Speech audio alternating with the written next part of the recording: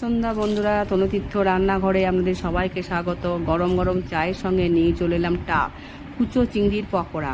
আজকে আমি কুচো চিংড়ির পকোড়াটাই বানিয়ে দেখাবো। তার প্রথমে কুচো চিংড়িটাকে ধুয়ে পরিষ্কার করে নুন হলুদ কাঁচা তেল মাখিয়ে নিয়েছিলাম।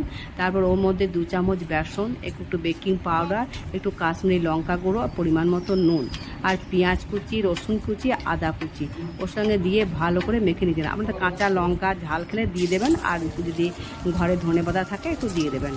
তো ওটাকে জল না দিয়ে মেখে নেবেন ভালো করে, বেশি টাইট করে। তারপরে কড়াই সাদা তেল গরম করে ওতে টোপটো করে পকোড়ার মতো দিয়ে দেবেন।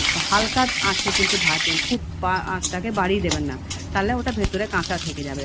কম আঁচে বেশ খুব সুন্দর করে হালকা করে ভাজুন, ভেজে তুলে নেন। তারপরে 1 কাপ চায়ের সাথে দেখুন কত ভালো লাগবে।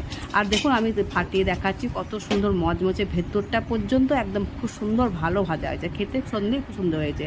এবং হাতের সাথে খেলেও আমরা ভাতের সাথেও খেতে পারেন।